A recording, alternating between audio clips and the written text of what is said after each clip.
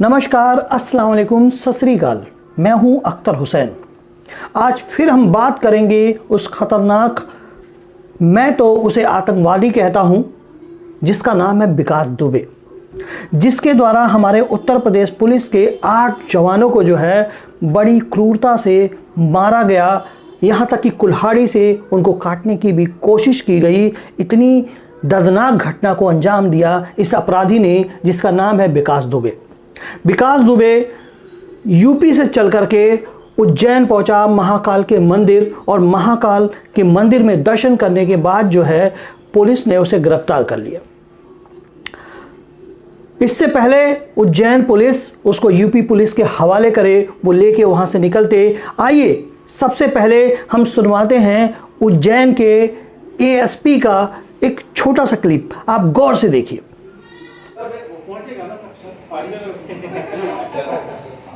I hope ना पहुंचे। ये भी ठीक है। नहीं कहीं चलिए ना, हाईवे से वो पहुंचेगा ना सब आई होप ना पहुंचे। ये भी ठीक है। नहीं कहीं चलिए ना, हाईवे से वो पहुंचेगा ना सब आई होप ना पहुंचे। ये भी ठीक है। देखा आप लोगों ने उज्जैन के एएसपी ने क्या कहा है। जब स्थानीय पत्रकार जो वहां पे मौजूद थे, उन्होंने उनसे सवाल किया कि क्या सर ये कानपुर पहुंच जाएगा सही सलामत, तो उन्होंने कहा आई होप, शायद वो सही सलामत कानपुर नहीं पहुंचेगा। यानी कि इससे यही कयास लगाया जा सकता है कि रास्ते में ही उसका इनकाउंटर करने का इरादा इन लोगों का पहले से था, जिसका संकेत जो है एएसपी उज्जैन ने दिया। इसकी ऑफिशियल गारंटी तो नहीं ली जा सकती है, लेकिन इस वीडियो में उन्होंने ये कहा है, जो वीडियो मैंने आपको दिखाया। दोस्तों, जब यूपी पुलिस जो है एसटीएफ जब उसको वहां से लेके निकली है, तो उसके पीछे जो है तमाम पत्रकार बंधु जो है लगातार कवरेज कर रहे थे, लगातार गाड़ियों के पीछे आ रहे थे। लेकिन जहां पे इनकाउंटर हुआ था उसके 2 किलोमीटर पहले जो है उन सभी समाचार चैनल के पत्रकार बंधुओं को जो है बैरिकेडिंग करके रोक दी गई। उनको आगे नहीं जाने दिया गया, उनको वहां पे रोक दिया गया। मैं चाहता हूं कि आप देखें उनको रोकने के बाद उन पत्रकारों की क्या सोच थी, क्या वो कह रहे हैं। देखिए आप। यहाँ पर एक रणनीति के तहत रोक दी गई है, जैसा कि हमने तस्वीरों में आपको तस्वीरें दिखाना चाहिए। यहाँ पर लेकिन अब यहाँ आलम ये है कि जो उत्तर प्रदेश है,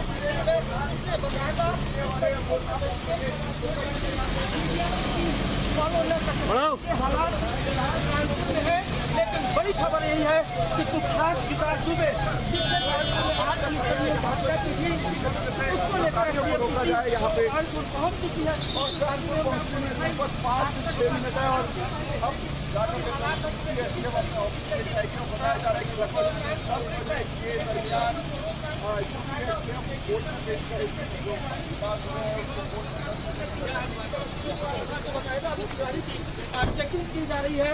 इसके अलावा हमें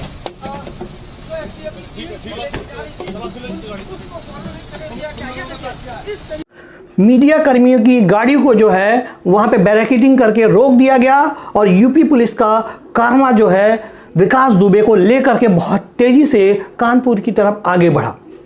लेकिन 15 मिनट बाद यह सूचना मिलती है कि विकास दुबे जिस गाड़ी में बैठा हुआ था उस गाड़ी का एक्सीडेंट हो गया, और एक्सीडेंट होने के बाद जितने भी पुलिसकर्मी उसमें थे वो पूरी तरह से मूर्छित हो गए, और विकास दुबे उनकी एक पिस्टल लेकर वहां से भाग निकला।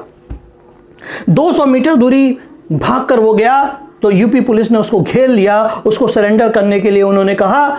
लेकिन पुलिस के बताने के मुताबिक जो है विकास दुबे ने उन पर फायरिंग की, और जवाबी कार्रवाई में पुलिस ने जब गोली चलाई तो विकास दुबे को गोली लगी, और हॉस्पिटल पहुंचने से पहले ही वो मौत के यानी कि काल के गाल में समा गया।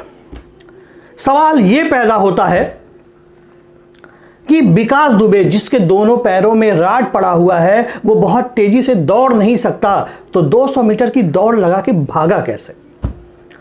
दूसरा सवाल पैदा होता है कि अगर विकास दुबे जब उज्जैन से चला है तो उसको टाटा सफारी में बिठाया गया था, लेकिन जिस गाड़ी का एक्सीडेंट हुआ है रास्ते में वो गाड़ी महिंद्रा की है, तो ताज्जुब होता है कि क्या रास्ते में गाड़ी बदल दी गई या एक पुलिस की सोची समझी प्लानिंग है, ये षड्यंत्र है विकास दुबे का इनकाउंटर करने के लिए।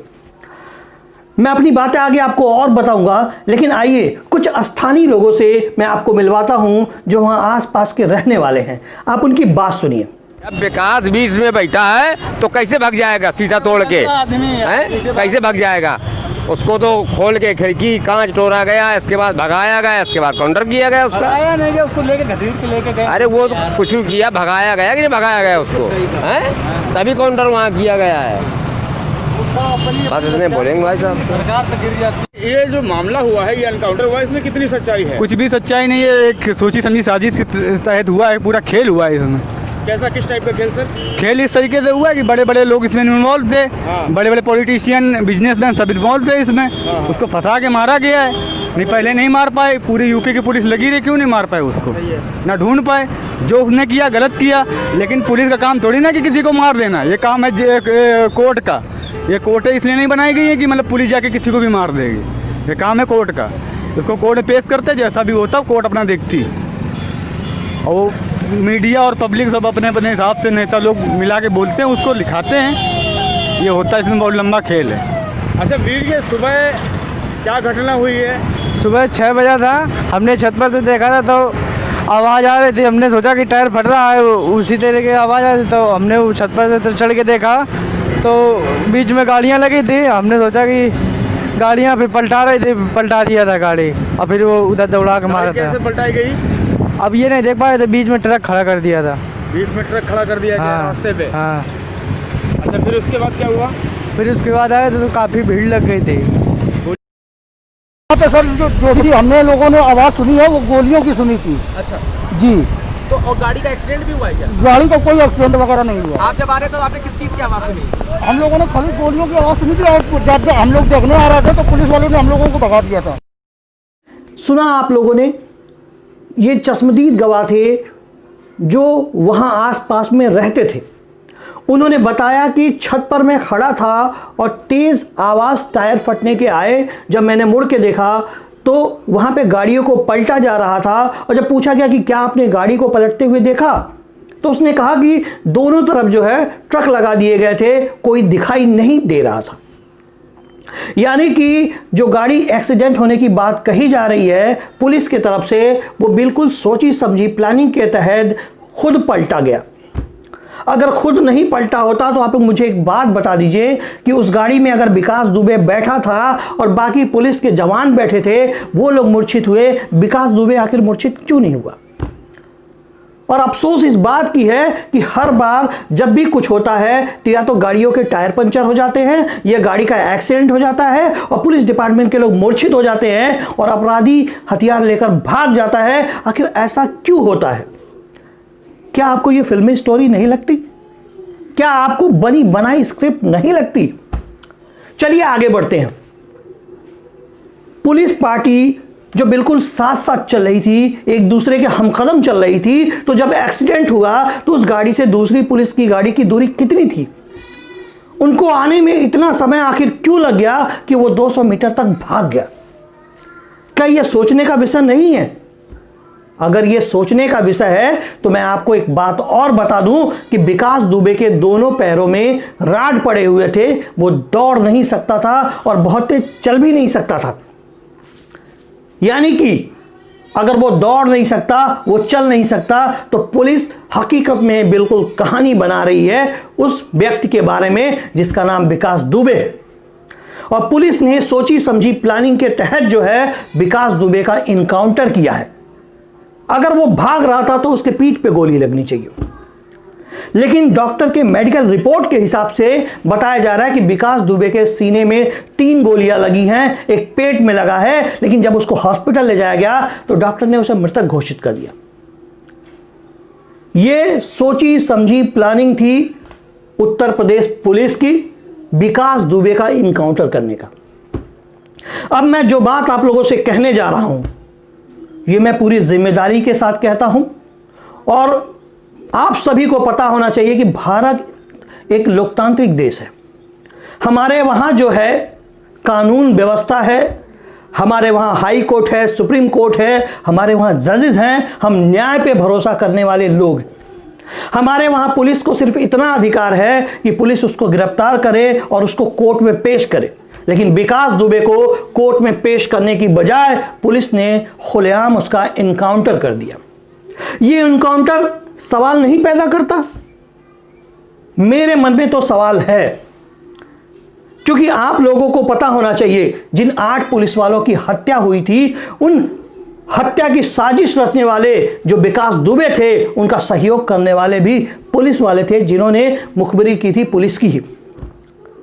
कहीं ऐसा तो नहीं कि विकास दुबे के गिरफ्तार होने से, विकास दुबे के पकड़े जाने से, विकास दुबे के कोर्ट में पेश होने से, विकास दुबे पर इंक्वायरी बैठाने से, विकास दुबे से पूछताछ होने से कहीं ऐसा तो नहीं कि बहुत बड़ा खुलासा होने वाला था? कहीं ऐसा तो नहीं कि खाकी में छुपे हुए गद्दार, खाकी में छुपे हुए वो आस्तीन के सांप, उनके नाम उजागर हो जाते जिन्होंने खाकी को बदनाम किया है और 8 पुलिस वालों की शहादत को जो है उन लोगों की वजह से 8 पुलिस वालों की शहादत हुई है। ऐसा तो नहीं था कि उन लोगों का नाम उजागर होगा इसलिए विकास दुबे का इनकाउंटर करा दिया गया।